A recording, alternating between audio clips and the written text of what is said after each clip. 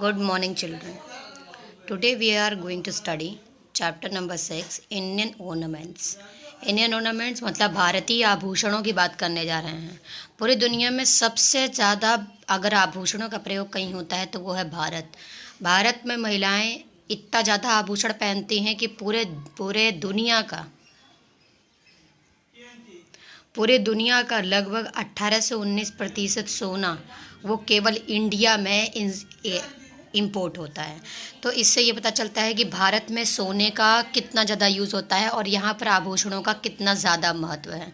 हमारे कल्चर और हमारे ट्रेडिशन में सोना हो, चांदी हो या जितने भी आपके मेटल्स हैं, ब्यूटीफुल और प्रीशियस मेटल्स, उनके बहुत ज़्यादा उसके महत्व हैं, उसका इम्पोर्टेंस है। ठीक है, so let's talk about some beautiful Indian ornaments.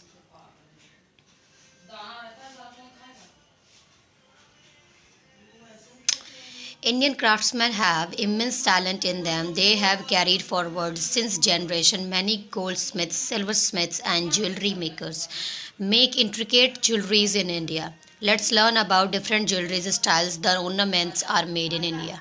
First one, we are going to talk about the antique jewelry. Antique jewelries are beautiful jewelries because they has dull and rough look combined with the old world charm. इसका मतलब ये है कि ये बहुत ही डल और हाथ से बनाए जाने वाले आभूषण थे। बहुत पुराने ट्रेडिशनल आभूषण को हम एंटीक ज्वेलरी में मानते हैं। ये हाथ से बनाई जाती थी और बहुत पुरानी ज्वेलरीज हैं, लेकिन आज भी राजस्थान और महाराष्ट्र के लोग इस तरीके की ज्वेलरीज पहनना पसंद करते हैं। राजा महाराजाओं के काल में जो ज्वेलरीज बनती थी उन्हें हम एंटीक ज्वेलरीज कहते थे। अब तो ज़्यादातर एंटीक ज्वेलरीज के रेप्लिकाज आपको मिलेंगे, अदरवाइज जो मेन ज्वेलरीज है वो सभी म्यूजियम्स में रख दी गई हैं। Next we are going to talk about bead jewellery. Bead jewellery, इस पर मोतियों का प्रयोग किया जाता है। This is a 5000 year old art dating back to the Indus civilisation. Indus civilisation से ही बीड ज्वेलरी का प्रयोग बताया जाता है। नेक्स्ट है आपका ब्राइडल ज्वेलरी। नाम से ही पता चल रहा है, ब्राइडल ज्वेलरी मतलब जो ब्राइड पहनती हैं। Traditional designs are still preferred for bridal jewellery. Next है आपका फिलिग्री ज्वेलरी। फिलिग्री ज्वेलरी जो है वो स्पाइरल डिज़ाइंस बनाई जाती हैं, मतलब इसकी छोटी छोटी प्लेट्स बनाई जाती हैं, लंबी लंबी स्ट्रिप्स बनाई जाती हैं, फिर उनको छोटे छोटे स्पाइरल्स में कन्वर्ट करके डिज़ाइंस बनाई जाती है। जैसे आप लोग कॉइल वर्क बनाते हो या आप लोग आप लोग भी इस तरीके के बहुत सारी क्राफ्ट्स बनाते हो, बस उसी डिज़ाइन को अगर आप लोग कागज़ से बनाते हो उसकी जगह पर हम लोग किसका यूज़ करते हैं, यहाँ पर सोनार लोग सोने की पतली पतली स्ट्रिप्स का यूज़ करते हैं। और नेक्स्ट है आपका जड़ाऊ ज्वेलरी। जड़ाऊ ज्वेलरी होते हैं, इसमें छोटे छोटे चमकीले पत्थरों का यूज़ किया जाता है, जिसका नाम ही है जड़ाऊ ज्वेलरी। मैंने आप लोगों को पहले भी जड़ाऊ ज्वेलरी के बारे में बताया है कि ये गुजरात और महाराष्ट्र में बहुत ज़्यादा फेमस है। This type of jewelry is famous since Mughal times and it is made by highly skilled craftsmen mostly in Rajasthan and Gujarat. Next is ivory jewelry. यह हाथी के दांत से बनाई जाती है और बहुत ही ज़्यादा महंगी मिलती है। This jewelry is made of tusk of elephant. In states like Gujarat and West Bengal, ivory bangles are must part of the bride jewellery. आप लोगों ने गुजरात के औरतों को देखा होगा, हाथों में लंबे लंबे वाइट कलर के बड़े बड़े चूड़े पहनती हैं, क्योंकि ये इनके यहाँ बहुत ही ज़्यादा इम्पोर्टेंट माना जाता है। Next we are going to talk about the kundan jewellery. Kundan jewellery और जड़ाऊ ज्वेलरी में थोड़ा सा ही डिफरेंस होता है, आप लोग समझ जाओगे इसके पिक्चर को देखकर।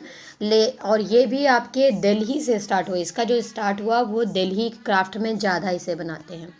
नेक्स्ट है आपका मीनाकरी ज्वेलरी। मीनाकरी ज्वेलरी ये आपका, इसका नाम मीनाक्षी मंदिर के नाम से पड़ा है, मतलब साउथ इंडियन है मेन चीज। It is jewellery precious stones are set and then enamelled with gold and it was introduced to Rajasthan by Raja Man Singh of Amber, and craftsmen from Lahore were invited by him to Rajasthan. Their skills and Rajasthani craftsmen are combined to create this. मतलब Rajasthani style और राजा मान सिंह, अंबर के राजा मान सिंह ने इससे वहाँ के लोगों को बुलाकर, मतलब लाहौर के लोग, लाहौर क्या पाकिस्तान की मैं बात कर रही हूँ, तो जो इस वक्त आपका पाकिस्तान में जो लाहौर है, वहाँ से क्राफ्ट्समैन को इंडिया में बुलवा कर उन्होंने इस ज्वेलरी को बनवाया था। नेक्स्ट है आपका टेम्पल ज्वेलरी। टेम्पल ज्वेलरी में भगवानों की पिक्चर्स होती है, इसका इसीलिए नाम इसका टेम्पल ज्वेलरी है। The kind of jewellery mainly originated from the jewelry specially made to adorn the idols of gods and goddesses and is the South Indian temples. This kind of jewelry was most popular in Gujarat and Kutch. ये जो आपको पच्चिकम jewellery है, पच्चिकम ये जो है ये भी आपकी गुजरात की है। And it has vanished but has been revived in recent decades. काफ़ी समय से इसका प्रचलन बंद हो गया था, लेकिन कुछ दशकों से इसका प्रचलन वापस से चालू हो गया है। नेक्स्ट है आपका ट्राइबल ज्वेलरी। ट्राइबल ज्वेलरी की क्या खास बात है बच्चों, ये जो होती है ये प्रीशियस मेटल्स से नहीं बनी होती, ये हाथ से बनाई जाती हैं और इसमें बहुत ही अच्छी फिनिशिंग नहीं होती और बहुत ही महंगे मेटल्स से नहीं बनाई जाती। तांबे, पीतल, जस्ता, जिंक, इन सारी चीज़ों का यूज़ करके इन ज्वेलरीज को बनाया जाता है। जो पहले ज़माने में, जो आज भी बहुत सारे ऐसे ट्राइबल कम्युनिटी के लोग हैं जो इस तरीके के ज्वेलरीज पहना करते हैं और उनकी ज्वेलरीज जो होती हैं वो वर्ल्ड फेमस होती हैं। उनकी डिज़ाइंस को देखकर उनका मेटल रेप्लिका बनाकर मार्केट में सेल किया जाता है। जैसा कि आप देख रहे हैं, बोन, वुड, क्ले, शेल, इन सब का यूज़ किया जाता है इन सब को बनाने में। Next the chapter is national ports of India. Bharat के सबसे बेहतरीन वो पोर्ट जहाँ पर बहुत ज़्यादा इकोनॉमिक एक्टिविटीज़ होती हैं। India has a coast line of 7,517 kilometres with 12 major ports and 200 notified non major ports along the coastline and islands. Ports provide an interface between the ocean transport and the land-based transport. Major transports are ports where are administered by the union government while non-major ports are administered by the state governments. मतलब कुछ ऐसे port होते हैं बच्चों, कुछ ऐसे बंदरगाह होते हैं जो केंद्र सरकार द्वारा शासित हैं और कुछ ऐसे बंदरगाह हैं जो राज्य सरकार जिन पर अपना अधिकार जताती है। तो ऐसे ही कुछ हम लोग पोर्ट्स के बारे में जानने जा रहे हैं। पहला है आपका कोलकाता पोर्ट। ये जो है it is the only riverine major port in India. Riverine इसको इसलिए बोला गया क्योंकि ये रिवर से मेनली बना हुआ है, मतलब रिवर के किनारे बना हुआ है और लगभग 138 साल पुराना है। कहते हैं किसी कोलकाता पोर्ट से अंग्रेज भी भारत में आए थे। And it has a vast hinterland comprising the entire eastern India including West Bengal, Bihar, Jharkhand, UP, MP, Assam, north east states and 2 landlocked neighbouring countries namely Nepal and Bhutan. मतलब ये इतना बड़ा पोर्ट है कि ये इतने लोगों की इकोनॉमिक एक्टिविटीज़ को अकेला कंडक्ट कराता है। मतलब इतने सारे राज्यों के लिए भी ये बना हुआ है और पश्चिम बंगाल के लिए भी बना हुआ है और पूरे भारत के लिए भी बना हुआ है। तो इसलिए ये बहुत ही ज़्यादा हम लोगों के कंट्री के लिए महत्वपूर्ण है। नेक्स्ट है आपका पारादीप पोर्ट। पारादीप पोर्ट जो है वो उड़ीसा में है।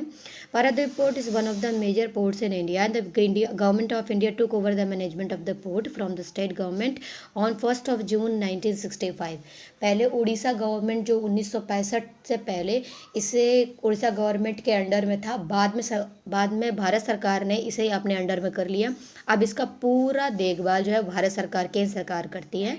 And the government of India declared Paradip port trust as the 8th major port of India. मतलब ये 8वां मेजर पोर्ट है। किस तारीख को? 18 April 1966, making it the first major port of the east coast commission in independent India. Next is New Mangalore port. Mangalore आप जानते हो कर्नाटका में है। And New Mangalore port was declared as a 9th major part of 4th May 1974 and was formally inaugurated on 11th January 1975। 1975 में इसे mainly केंद्र सरकार द्वारा अपने अधिकार में सब्जुकेट कर लिया गया और अब इसका पूरा ध्यान जो है वो केंद्र सरकार रखती है। इसमें जो मेजर कमोडिटीज़ हैं, मतलब जो इम्पोर्ट करी जाती हैं, वो कौन सी हैं? पोल, क्रूड ऑयल, मतलब कच्चा जितना भी कच्चा माल मार्केट बाहर से आता है वो सब का मैनेजमेंट यहीं पर किया जाता है। इसके लिए यहाँ पर मंगलुरु रिफाइनरी भी बनाई गई। रिफाइनरी मतलब जो कच्चा तेल आता है उसकी साफ़ सफाई और संशोधन करके उसे मार्केट्स में और जो मेन जो गवर्नमेंट के जो स्पेशली जो फैक्ट्रीज होती हैं या गवर्नमेंट एडेड फैक्ट्रीज होती हैं वहाँ पर भेजने का जो मेन काम होता है वो मंगलुरु पोर्ट से होता है। जैसे इसमें यहाँ पर आप लोग को नाम दिया गया है कि Mangalore refinery and petrochemicals limited एक है, ये जो जिसका नाम दिया गया है। दूसरा है आपका कोल कोल, आयरन और iron ore, fines, LPG, fertiliser, ये सारी चीज़ें उन कच्चे माल से बनाई जाती हैं। नेक्स्ट है आपका कोचीन पोर्ट। कोचीन पोर्ट ये भी बहुत फेमस है।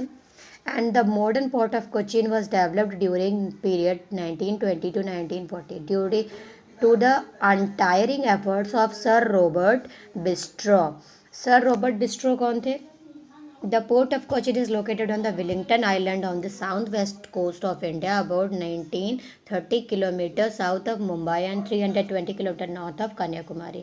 ये बिल्कुल ठीक बीच में पड़ता है। आप लोगों को पता होगा कि कोचीन में ही सबसे पहले क्या कहते हैं वास्को डी गामा हमारी कंट्री में घुसा था। तो इसी कोचीन पोर्ट जो है इसको बहुत समय तक डेवलप किया गया और काफ़ी समय तक इसकी जो सत्ता थी उसको काफ़ी दिनों तक बरकरार रखा गया। बाद में सरकार ने इसे, आज भी ये केरला के अंडर में है, इसे नेशनल पोर्ट का दर्जा नहीं दिया गया है। नेक्स्ट है आपका Jawaharlal Nehru port, that is Mumbai Maharashtra, बहुत ही इंपॉर्टेंट है। And constructed in mid 1980s and commissioned on 26th of May 1989। Jawaharlal Nehru has come a long way by becoming a world-class international container handling port। World class international container मतलब कि यहाँ पर बहुत सारे ships आकर रुक सकते हैं, इतना बड़ा हैंडलिंग पोर्ट बनाया गया है इसे। And it is situated along the eastern shore of Mumbai harbour of Elephanta island. जो आपका मुंबई में एलिफेंटा आइलैंड है, उस एलिफेंटा आइलैंड के हार्बर ऑफ का मतलब होता है ये उसके हार्बर का मतलब होता है एक छोटा आइलैंड, एक देखिए का छोटा बंदरगाह। ऐसा हार्बर स्पेशली उसको कहा जाता है जिस बंदरगाह पर मिलिट्री बेस होता है, ठीक है, उसे हार्बर बोलते हैं। तो यहाँ पे जो मुंबई हार्बर है उसमें एलिफेंटा आइलैंड के पास इस पोर्ट को स्थापित किया गया है। नेक्स्ट है आपका Mumbai port. Mumbai port is the second oldest major port in India after Kolkata. It is situated at almost midway of the west coast of India। The post has long been the principal gateway of India। मतलब Europeans के लिए मुंबई सबसे अच्छा port माना गया था क्योंकि उनके लिए सबसे सरल और सबसे पास का रास्ता था। नेक्स्ट है आपका Kamarajar port limited. Kamarajar port ये चेन्नई में है आपका तमिलनाडु में। And it is the 12th major port under the ministry of shipping. Was commissioned in 2001 primarily as a coal port dedicated to the handling thermal coal requirements of the Tamil Nadu Electricity Board। KPL has the distinction of being the only corporate port amongst the major port administered by central government। तो पहले तो ये केवल कोल के import के लिए बनाया गया था, लेकिन धीमे धीमे क्योंकि ये बहुत ही पास था, जितने भी आपके साउथ एशियन कंट्रीज़ है उनके साथ व्यापार करने के लिए सबसे पास और सबसे बेहतर माना गया। इसके लिए बाद में सरकार ने इसको अपने अधिकार में 2001 में कर लिया। नेक्स्ट है आपका चेन्नई पोर्ट। ऊपर वाला जो है वो आपका मेनली इकोनॉमिक पोर्ट था। अब दूसरा पोर्ट हम बात करने जा रहे हैं जिसका नाम चेन्नई पोर्ट है। Is an all weather artificial harbour. पूरा तरीके से आर्टिफिशियल मतलब खुद बनाया गया है। कुछ ऐसे पोर्ट्स होते हैं जो नेचुरल होते हैं और कुछ ऐसे पोर्ट्स होते हैं जो बनाए जाते हैं। तो ये जो चेन्नई पोर्ट है ये आपको बनाया गया है, it is a man made port. So with one outer harbour and one inner harbour with a wet dock and a boat basin with round-the-clock navigation facilities। The port was established in 1875 located in the Bay of Bengal। मतलब ये बंगाल की खाड़ी के थोड़ा पास, मतलब बंगाल की खाड़ी आपको पता होगा कि जो बे ऑफ बंगाल है वो आपके ईस्टर्न कोस्ट के पास पड़ता है। जो ईस्टर्न कोस्ट के पास पड़ता है तो जो आपका ईस्टर्न कोस्ट है वहाँ पर जितने भी पोर्ट्स हैं मेन, उनसे हम सारे मेन व्यापार करते हैं, जो कि आप कह सकते हो अमेरिका, और इनसे जितने भी हमारे व्यापार होते हैं वो सारे इसी रास्ते से होते हैं। इसलिए चेन्नई पोर्ट जो है वो बहुत इसलिए बनाया गया ताकि वहाँ के व्यापार को आसानी से संभाला जा सके। दूसरा, श्रीलंका जो बीच में पड़ता है, आपका श्रीलंकन कंट्री है, उससे हमारे सामान की रक्षा की जा सके, इसलिए चेन्नई पोर्ट को भी मेनली बनाया गया था। तीसरा एक और रीज़न इसमें है कि ये जो है ये दो तरीके के हार्बर है, मतलब इसमें एक आउटर हार्बर है और एक इनर हार्बर है। आउटर हार्बर उनके लिए है जो शिप से यहाँ पर पेट्रोल भरवाते हैं या फिर कह सकते हो जो यहाँ पर आकर फ्यूल भरवाते हैं, उनके लिए आउटर हार्बर है। और इनर हार्बर उनके लिए जो शिप्स 2 या 3 दिन का ब्रेक लेकर तब दूसरी जगह व्यापार करने जाती हैं, उनके लिए इनर हार्बर बनाया गया है। नेक्स्ट है आपका Mormugao port, Goa. Mormugao port situated on the west coast of India is more than a century old port, मतलब ये 100 साल से भी पुराना है। And it has modern infrastructure capable of handling a wide variety of cargo ships जानते हो, जो सामान ले जाने वाली बहुत बड़ी बड़ी शिप्स होती हैं, तो इसमें इतनी क्षमता है कि ये कई सारी कार्गो शिप्स को एक साथ अपने में रख सकता है। And it is a natural harbour, मैंने आप लोगों को पहले भी बता दिया कि नेचुरल हार्बर और मैन मेड हार्बर में बहुत बड़ा फ़र्क होता है। Protected by a breakwater and also by a mole, and the port has excellent infrastructure and a conducive work culture, मतलब बहुत पहले से इसमें काम होता आ रहा है। गोवा में बहुत सारे पुर्तगाली अपने पुर्तगाल जो जाते थे तो वो इसी रास्ते से जाते थे, इसलिए ये बहुत ही इम्पोर्टेंट गोवा का पोर्ट है। नेक्स्ट है आपका वीओ चिदम्बरनार पोर्ट ट्रस्ट। इसका नाम ट्रस्ट इसलिए रखा है क्योंकि पहले इसको देखभाल करने वाली सरकार करती थी, फिर सरकार ने एक ट्रस्ट का निर्माण किया जो कि इसका पूरी तरीके से टेक ओवर करता है। So V O Chidambaranar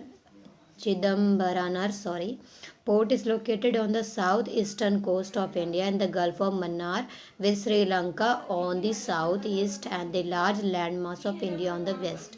The port is well sheltered from the fury of storm and cyclonic winds and is operational round the clock all through the year. Then the Kandla Port Trust, that is in Gujarat.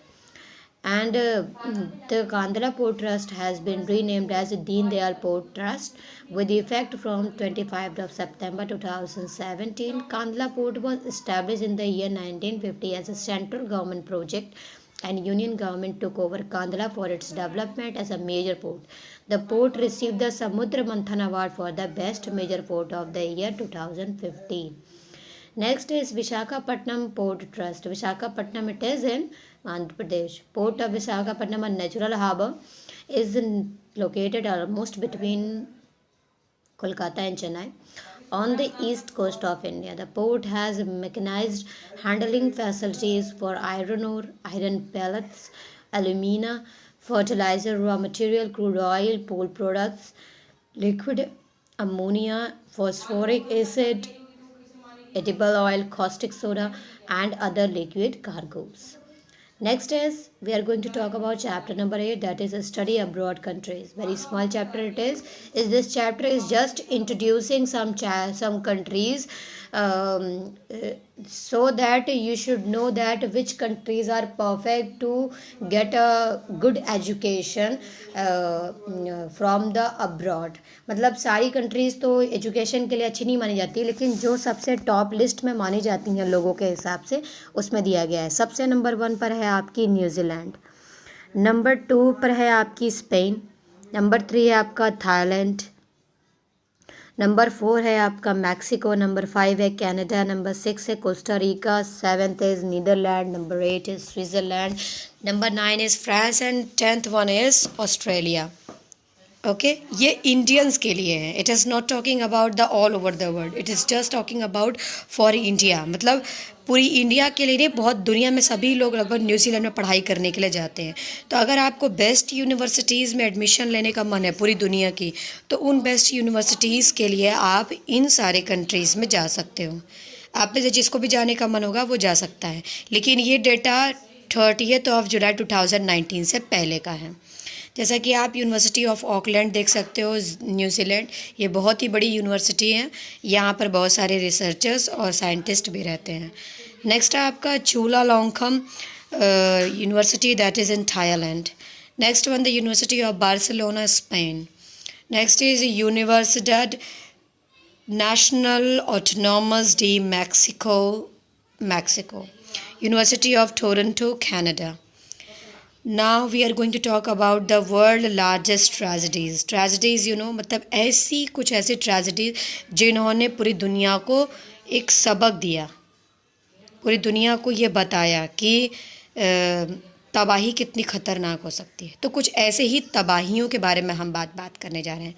तो पहला इसमें introduction में ही लिखा है, we are humans, हम इंसान हैं, and we are suppose to live a better life than animals.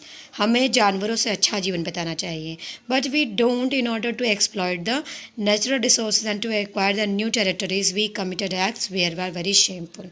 लेकिन हमने इंसानियत की सीमाओं को तोड़कर, नेचुरल रिसोर्सेज को बर्बाद करके, नई ऊंचाइयों को, नई सीमाओं को पार करने के लिए बहुत सारी ऐसी गलतियां करी हैं। अब उन्हीं गलतियों के बारे में हम बात करने जा रहे हैं, जिन्हें सुनकर हमें शर्म आनी चाहिए। पहला है आपका first world war the great war. First world war क्या था? ये 1942 से 1943 से लेकर 1918 तक हुआ था। पूरी दुनिया में सबसे ख़तरनाक, जो रिकॉर्डेड हिस्ट्री में सबसे जो डेडलीस्ट कॉन्फ्लिक्ट्स हुए थे वो ऐसे ही थे। मतलब इंसान इस मन तक दुश्मन बन गया था, नेशनलिज्म के नाम पर लोग एक दूसरे की हत्या कर रहे थे। यही था फर्स्ट वर्ल्ड वॉर का main point.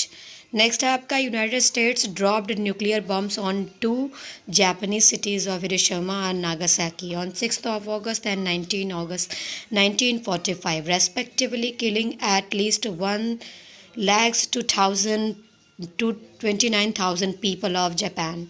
So it was the most shameless activity done by America to destroy Japan.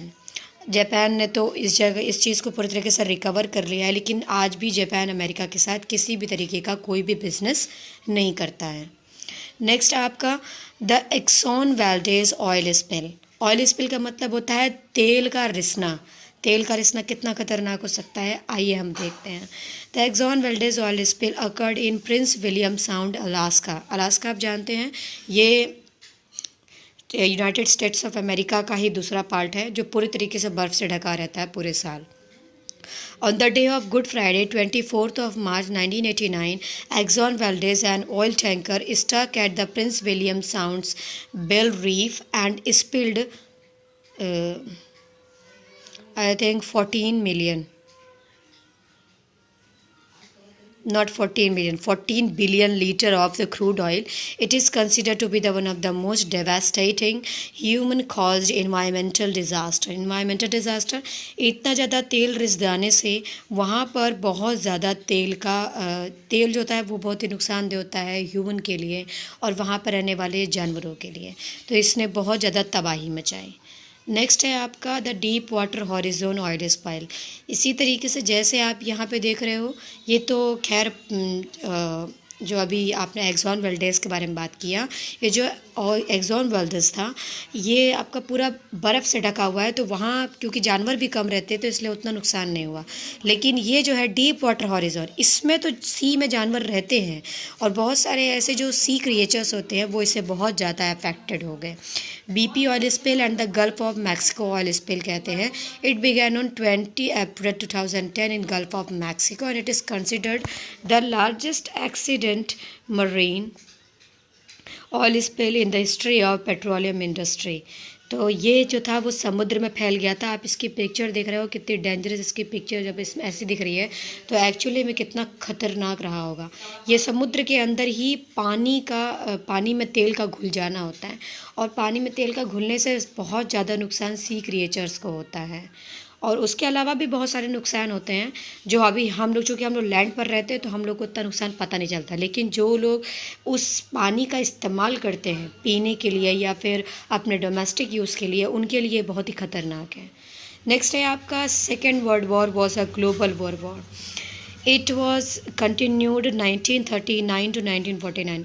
एक वर्ल्ड वॉर ख़त्म होने पर लोग थमे नहीं, दूसरे वर्ल्ड वॉर की चिंता करने लगे और यही हुआ कि दूसरा वर्ल्ड वॉर चालू हुआ, वो उससे भी घातक निकला, जिसका अंत अमेरिका ने जापान को बर्बाद करके ख़त्म किया। And it was the most wide spread war in the history.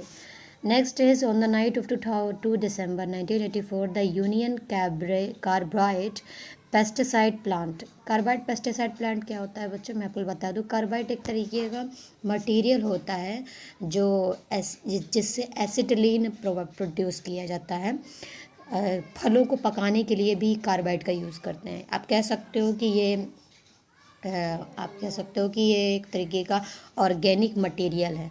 तो यह जो था ये एक पेस्टिसाइड प्लांट था, मतलब यहाँ पर कीटाणुनाशक चीज़ें बनाई जाती, तो पेस्टिसाइड्स बनाए जाते थे, ये एक ऐसा प्लांट था।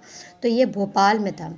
तो 2 दिसंबर 1984 में भोपाल में इस प्लांट में अचानक से रिसाव होना, लीकेज होना चालू हो गया, और इसमें जो मिथिल आइसोसाइनाइड गैस थी वो अचानक से लीक करने लगी, और इस पॉइजनस टॉक्सिन की वजह से वो पूरी हवा में फैल गई, जिससे अचानक से 5 लाख लोग अचानक से मर गए, और मोर देन 515 मतलब 15,000 लोग अचानक से मर गए, और कुछ लोग तो बेहोश हो गए। मतलब एकदम अचानक से रिसाव होने पर सीधी सी बात है, सारे लोग ब्रीथिंग कर रहे हैं एवरी टाइम। अगर कोई भी हवा में कोई बुरी चीज़ फैल जाती है तो उसका असर सभी की बॉडी पर होता है। इसे आज हम भोपाल गैस ट्रेजेडी के नाम से जानते हैं।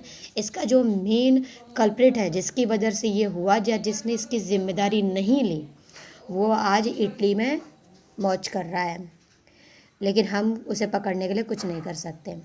Next, the 3 Mile Island accident was a partial nuclear meltdown. It occurred on 28 March 1979 in Pennsylvania, United States. It was rated on 5 on the 7-point International Nuclear Event Scale.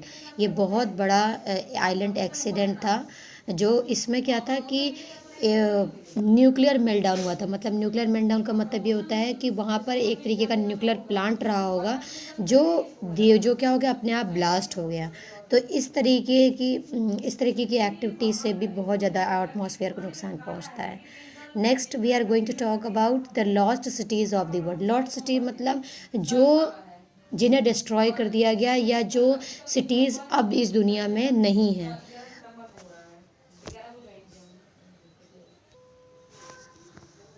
Okay, अब ऐसी ही कुछ cities के बारे में हम बात करने जा रहे हैं। सब पहली सिटी है जिसका नाम है अंकोर वाट। अंकोर वाट के मंदिर के बारे में आज भी आप लोग सुने होंगे कि it was the once the largest city in the world and more than 1 million people lived there. ऐसा माना जाता है कि वहाँ पर अंकोर वाट पहले एक सिटी थी जो कि बहुत ही बड़ी सिटी थी, पूरी दुनिया की मतलब one of the best cities भी मानते हैं उनको। उसका बहुत ही ज़्यादा cultured, civilized, you can say the most cultured people were living in Angkor Wat cities, and it is located in Cambodia. Cambodia आप जानते हो, कंबोडिया जो है एक देश है, ये भी आपका साउथ एशियन कंट्री है, जो कि एक छोटे से आइलैंड में है। And the city has the area of more than 78 square kilometres. बहुत ही छोटी सी सिटी है, और it was surrounded by a water filled moat. French naturalist Henri Mouhot was the first westerner to discover the city in 1861। 1861 में जब पहली बार naturalist Henry Mouhot ने इस सिटी के बारे में यूरोपियंस को जानकारी दी, और बाद में यूरोपियंस ने वहाँ जाकर उस सिटी को बर्बाद कर दिया। नेक्स्ट, आज भी बच्चों अगर आप इस सिटी कंबोडिया जाओगे तो आपको वहाँ पर हिंदू धर्म के बहुत सारे टेम्पल्स और बहुत सारे डेवास्टेटेड टेम्पल्स, बहुत सारे ब्यूटीफुल राजा महाराजाओं के महल, किले, पैलेसेस पाओगे वहाँ पे। आज भी बहुत सारे लोग कंबोडिया अगर घूमने जाते हैं तो वो हिंदू कल्चर का जो बेस्ट फेज़ है वहाँ पर पाते हैं। Next we are going to talk about Machu Picchu. Machu Picchu जो है वो पूरी तरीके से अब डिस्ट्रॉय हो चुकी है, लेकिन Inca was a group of south American Indians. ये भी इंडियंस थे, लेकिन साउथ अमेरिकन इंडियंस थे। अब साउथ अमेरिकन इंडियंस मतलब जो इंडियंस साउथ अमेरिका में रहते थे उन इंडियंस की बात है। तो उनका नाम था इनका, उस ग्रुप का नाम इनका रखा गया था। And it was a fortified Inca city on the top of a mountain, and it is located in present day Peru. अब तो ये पेरू में है। And it was unknown to the outside world before being brought to the international attention in 1911 by an American historian Hiram Bingham. Hiram Bingham ने पहली बार इस city के बारे में पूरी दुनिया को जानकारी दी। माचू पिच्चू इसका नाम है, और ये लोग साउथ अमेरिकन इंडियंस हैं, लेकिन अब ये सिटी पूरी तरीके से डिवास्टेट हो चुकी है। नेक्स्ट है द पोम्पी।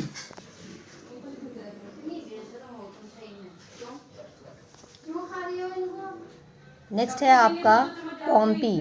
पोम्पी जो आप लोग यहाँ पे छोटे छोटे वो देख सकते हो। The city was completely buried by volcanic ash when Mount Vesuvius का नाम सुना होगा, बहुत ही खतरनाक और कह सकते हो बहुत ही डेंजरस वोल्केनो है माउंट विसूवियस। और ये जब 79 AD में, जब सन 79 AD में पहली बार इरप्ट हुआ था, तो उसकी राख ने इस पूरे शहर को बर्बाद कर दिया।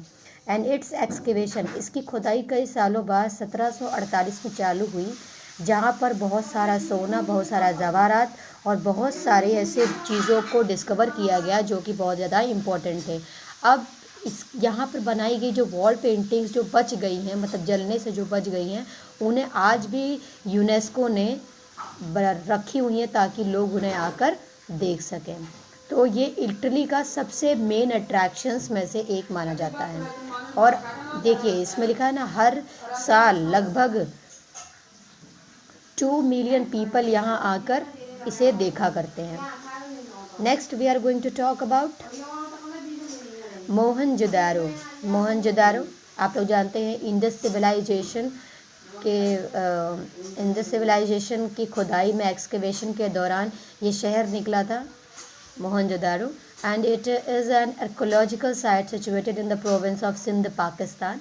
अब इसका जो मेन पार्ट है वो पाकिस्तान में है, इसका बहुत ही स्मॉल पार्ट जो है वो गुजरात में है, ज़्यादातर पार्ट आपको पाकिस्तान में ही मिलेगा।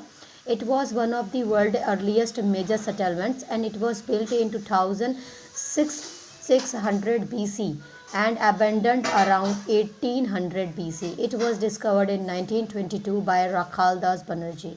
रखालदास बनर्जी ने इंडस वैली सिविलाइजेशन की खोज करी थी 1922 के दौरान, और इन्होंने इसकी जानकारी पूरी दुनिया को दी कि भारत दुनिया की सबसे पुरानी सभ्यता है। Next we are going to talk about Troy. ये भी एक सिटी है। ये आपने ट्रॉय नाम की कई मूवीज़ भी सुनी होंगी, उनके बारे में बहुत सारी कहानियाँ प्रचलित है, बहुत सारी बुक्स लिखी जा चुकी हैं इसके ऊपर। The city was once thought to have existed only in legends. देखो जैसा आपने आपको बताया था बिल्कुल वैसा ही है। But it's site was discovered in 1870s। It is located in present day Turkey में इसके जो छोटे छोटे पार्ट्स मिले हैं, इसके रेउंस, इसके रिमेन्स मिले हैं, और इसके लिए जाना जाता है ट्रोजन वॉर के लिए। The setting of Trojan war which has been described in the Greek epic Iliad by Homer. Homer जो है उन्होंने बहुत ही ब्यूटीफुल किताबों का संग्रह किया है, और वो बहुत ही बड़े हिस्ट्री राइटर थे। उन्होंने हिस्ट्री राइटर होने के साथ साथ उन्होंने बहुत सारी ऐसी चीज़ों के बारे में लिखा है जो बिब्लिकल कैरेक्टर्स जो कि सच माने गए हैं, और मतलब जो उन्होंने लिखी थी उसके बारे में खोज करी गई है और वो सच निकला है। तो ऐसे ही कुछ हिस्टोरिकल कैरेक्टर्स को होमर ने लिखा है, जिसमें एक इलियड भी है, जिस इलियड के बुक में उन्होंने इस शहर का वर्णन किया था। बाद में उसकी खोज करने के बाद वो सच निकली। नेक्स्ट उर। इस सिटी का नाम है उर, सुनने में अजीब लग रहा होगा। Once it was one of the greatest cities in the world, but it was abandoned in 4th century BC, and its magnificent royal tombs and other sites were excavated by archaeologists between 1922 to 1934. It is located in Iraq. Iraq में जब इसकी खुदाई हुई तो उसमें बहुत सारे ऐसे टॉम्ब, बहुत सारे ऐसे टीले, माइनरेट्स मिली, जिससे ये पता चला कि वहाँ भी बहुत बड़ी सिविलाइजेशन रहा करती थी, जो 4th शताब्दी के बाद समाप्त हो गई। For today the session has been completed. Thank you everyone.